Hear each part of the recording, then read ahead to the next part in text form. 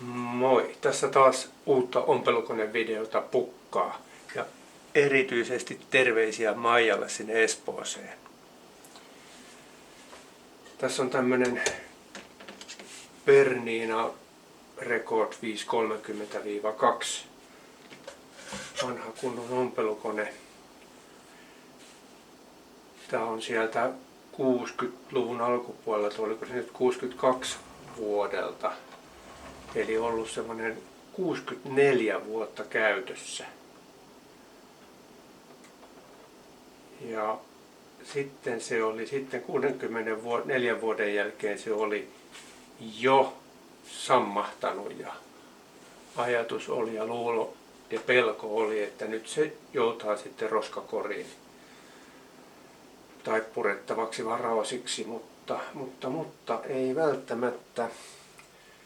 Tässähän oli 64 vuoden aikana kyllä myöskin käytön jälkeä. Ei siinä mitään ihmeellistä, mutta nyt sitä on meikattu ja semmoisella emalimaalilla tätä sekoittelin maaleja vähän ja sain kohtuu hyvin onnistumaan tuonne. Ei välttämättä edes näy sinne filmille. Tästä kun läheltä katsoo, niin kyllä tietysti erottaa. Tässä oli varmaan semmoinen varmaan 100 pientä jälkeet ympäriinsä tässä meikattuna. Ja näissä koneissa on tyyppi hankaluutena se, että tämä neula vasen, keski oikea ja neulan aseman säätö.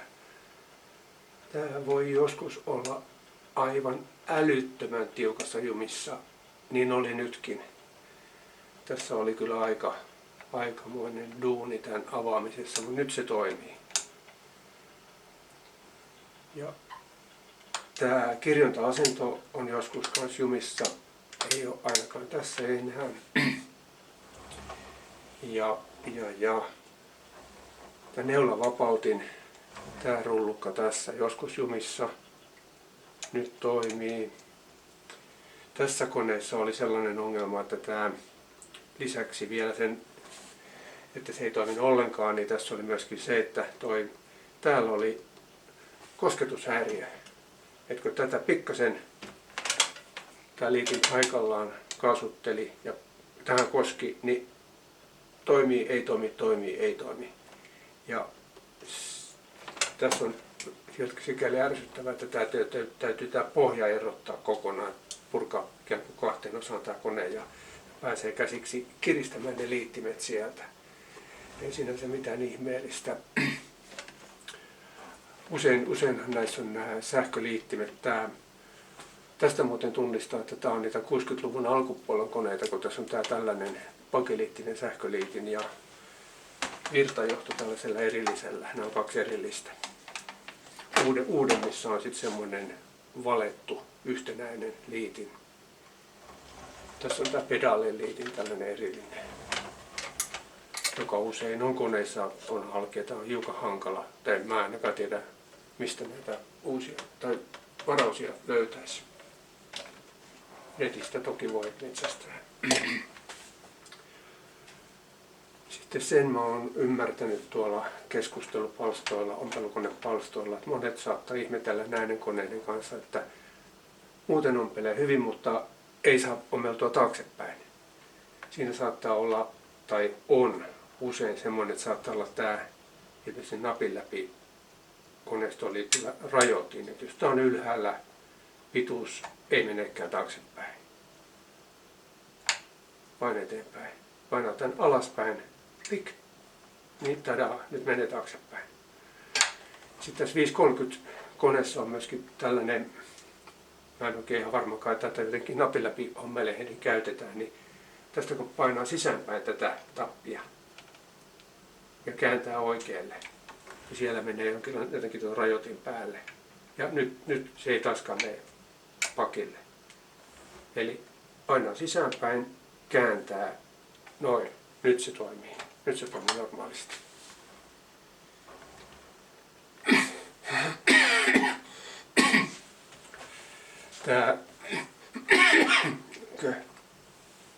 Tässä mun kanssa mulla on ollut hiukan hankaluuksia. Mä oon tätä testaillut ja säätänyt ja Tässä oli ensimmäinen pala, mitä mä tässä ähräsin tämän kanssa ja edistyin. Ja toinen tällaiselle kolitsikankaalle, niin jostakin syystä se teki mulla hyppytikkejä. Ei nyt hirveän monta, mutta ei se nyt saisi tietysti tehdä yhtään. Tuolla on ja tuolla on ja varmaan muuallakin. Sitten mä jatkoin, tuolta pikkasen yritin korjata sitä säätöä. Tällainen näin, niin tähän tuli yksi hyppytikki. Sen jälkeen mä vaihdoin missäköhän tuolla ulkoa aloitin tämän hurruttelun, niin tonne teki ark. Vaihdoin neulan, sen jälkeen se ei kyllä tehnyt yhtään. Ja nyt aika siististi ompelee eteenpäin, taaksepäin. Suora ommelu on kyllä aika suoraa. Langan kiristykset on kohdallaan. Tästä ei edes oikeastaan erota, että kumpi on ylä- ja kumpi alapuoli. Niin kuin kuuluu ollakin. Katsotaan, saisiko sen nyt toimimaan.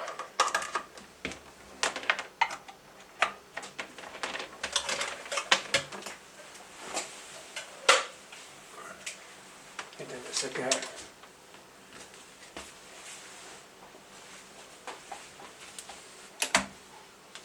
Tässä on nyt tällaista stretch-farkkua. Vanhaa farkun lahjetta. Otetaan se kaksi suoraa ja pitkää. No. Ei ollut kiinni toi.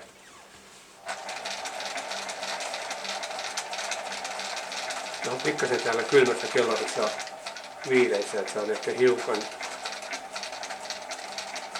hiukan voisi olla notkeampi, jos se olisi ihan lämpimässä.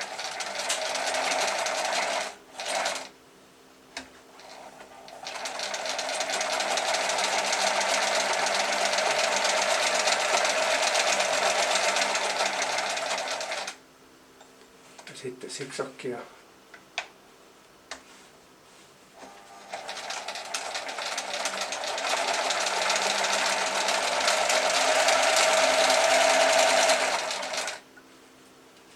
Taaksepäin otetaan pikkasen lyhyempää.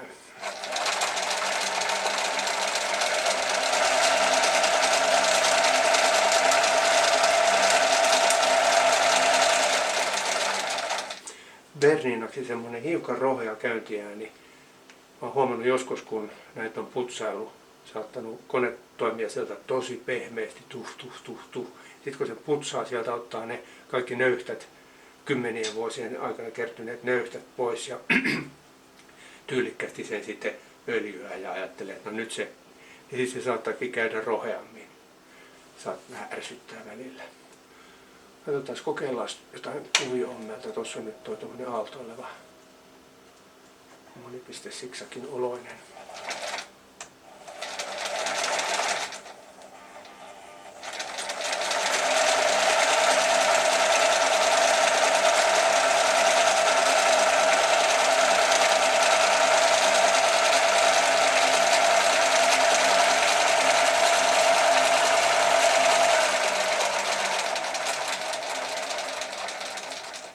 Aika mukavasti saa hallittua tällä tämän ompelun nopeuden.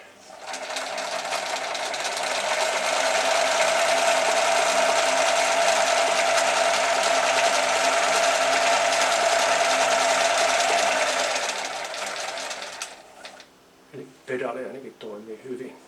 Nyt laitetaan tuo pituudenrajoitin päälle toi pituusnappula siihen ja kokeillaan jotain muuta kuviota.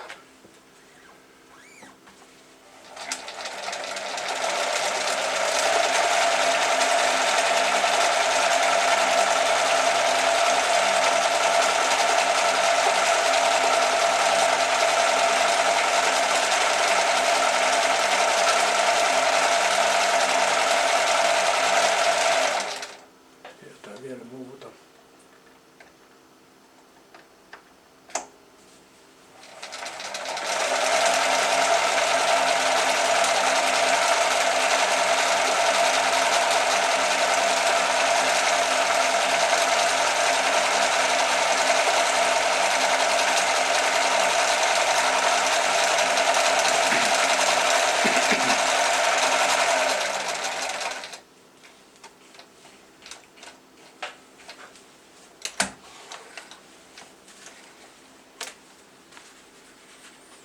No niin. Toivottavasti näkyy sinne, mutta mun nähdäkseni tää kyllä ei ole mikään purkuun jo osavarausiksi joutava kone. Kyllä tää nyt varmaan vielä, kyllä täällä nyt näyttäisi vielä ompelevan. Hyvä niin. Jes. Ja jos joku nyt ajattelee, että taas semmoinen vanha Bernina on ongelmia näiden kanssa, niin joo, 64 vuotta käytössä ollut kone. Miettikääpä mitä nykyaikaisella muovikoneella tekee 64 vuoden jälkeen.